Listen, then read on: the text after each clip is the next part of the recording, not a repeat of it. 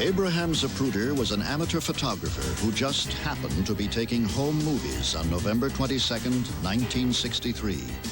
What put the only person who photographed the assassination of John F. Kennedy at that exact place at that exact moment in time? Join us for the story behind the story.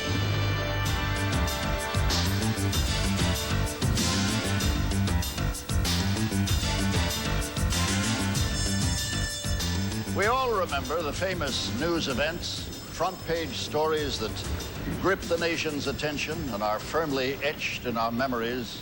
But behind the headlines, there are hidden stories with surprising and intriguing twists that have until now remained untold. In the next hour, we'll bring you stories of people, places, and events we've all heard about, but we've never heard the story behind the story.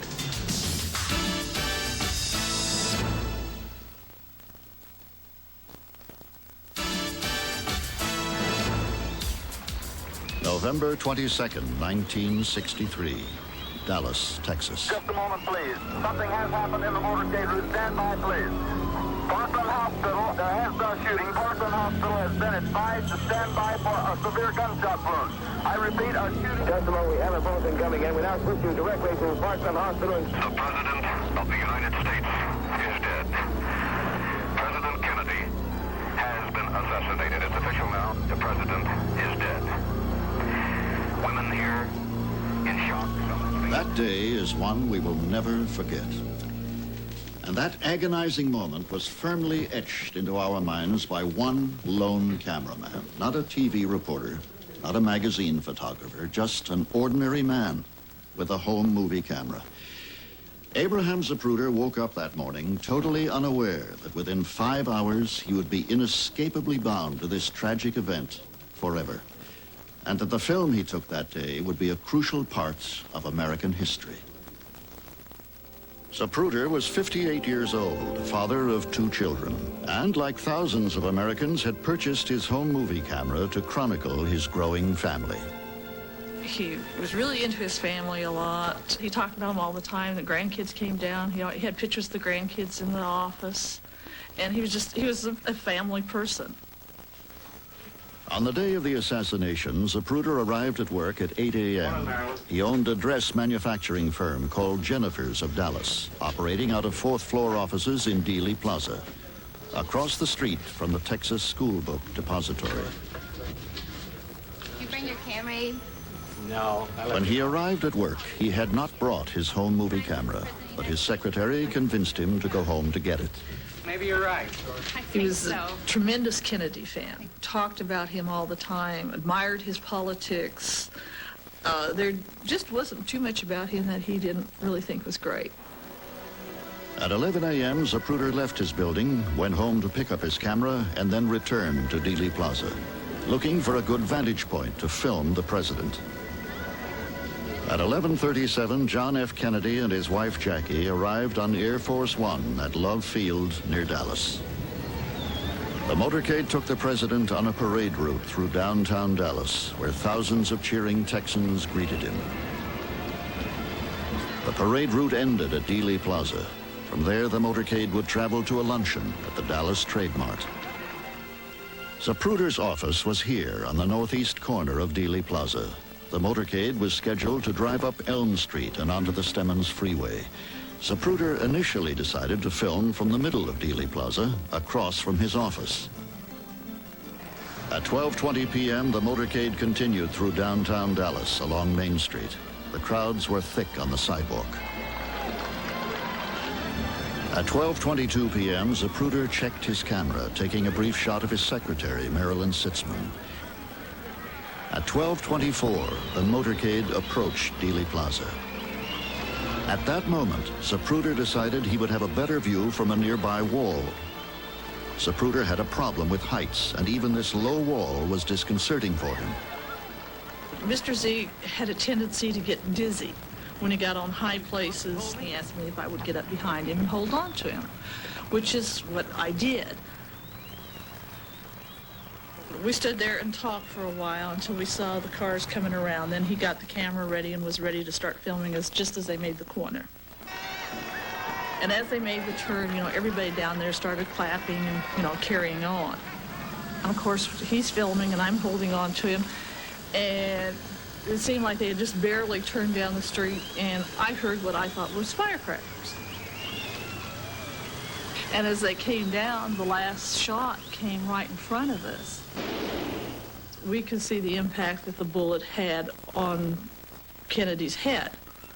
And it was just like, I didn't move because I was like unbelieving of the whole thing. And I don't know what Mr. Z's feelings was because he didn't move either. He just kept filming. I don't remember getting down. I don't remember me getting down off of the concrete abutment or Mr. Z. I don't know where Mr. Z went. He wandered off. I don't know where. I do not remember. I mean, it's kind of vague. From what I was told, when Mr. Z got back upstairs, he was in pretty bad shape. It's been shot. I have it here on film. Call the FBI. I don't know what prompted him or somebody, but they put the camera in the safe. We had a small safe there. At 1 p.m., Zapruder sat stunned in his office.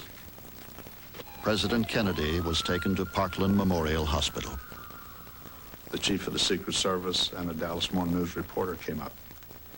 And the chief of the Secret Service asked for the film, and Mr. Z agreed. Thank you, Mr. Zapruder. Do you know where we can get this developed right now? No, I don't. You can take it to WFAA. It's right down the street. Secret Service agents escorted Zapruder to a local television station. While there, Zapruder was persuaded to be interviewed and describe what he had filmed.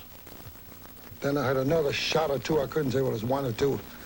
And I saw his head practically open up, all blood and everything. And I kept on shooting. That's about all. I'm just sick. I can't. I think that pretty well expresses the entire feelings of... At the request of the Secret Service, Kodak developed the film immediately. From the original film, 3 prints were made.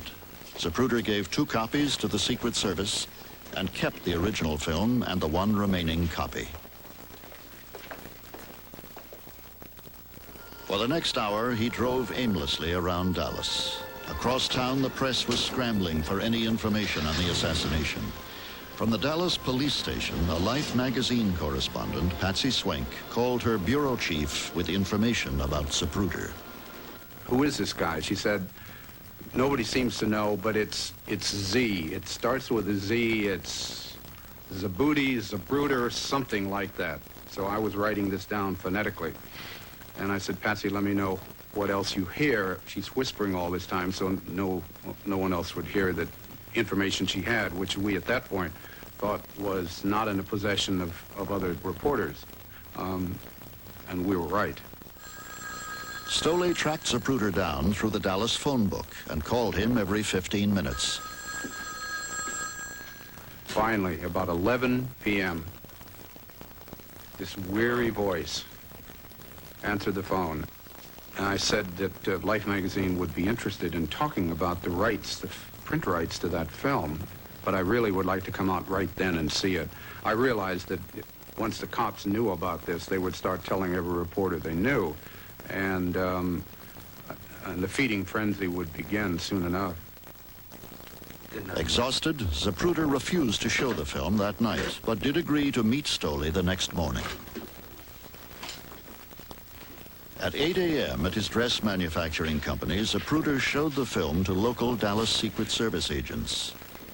Now, this is very quick. It happens very fast. Richard Stoley was also there. There was no sound, of course, except this rickety old projector kind of grinding away. So there you are with the motorcade coming around Dealey Plaza, disappearing behind that big freeway sign. There's this kind of tension because you don't know what he's got, but you know something awful is about to happen, and suddenly there is that headshot. Secret Service agents, these are the men whose job is to protect the president, and there they were, for the first time in history, Secret Service agents watching film evidence of the catastrophic failure to do their job, to protect the man that they were employed to protect. It was the single most dramatic thing I've ever seen in my career as a journalist. And I called New York after I'd seen the film, and I said, we got to have this. And they said, okay, you're authorized to go up to $50,000. If it goes beyond that, get back to us. It was an unpleasant experience for Mr. Zapruder. I mean, this is a very sharp businessman, and I'm sure if we'd been talking about sewing machine needles or fabric or something like that, he would have had my scalp. Life magazine is the place for these pictures. It was a very kind of elaborate conversation, which somehow avoided the sort of direct sense of we're bargaining over film of a murder. The negotiations concluded, Stoley drew up a simple 5-line contract giving Life magazine the exclusive rights to publish still photographs from the film for $50,000. Moments later, Zapruder faced hostile reporters, angered that they had been denied the right to even bid on the film. This is a man who had lived in relative tranquility all his life. He certainly hadn't had to face anything like this, and he was quite shaken by it. Reporters continued to hound Zapruder for the television rights. He settled the matter 2 days later by selling all broadcast rights to Life magazine for an additional $100,000. I think the wrong person could have made millions in the worst possible way. He could have sold bits of the film to various publications. He would have exploited it overseas. He could have made an entire movie. The public was mourning Jack Kennedy. They would have paid literally millions of dollars to have seen something like that. Fearing criticism, Zapruder donated $25,000 to the widow of the Dallas policeman slain when Lee Harvey Oswald was arrested.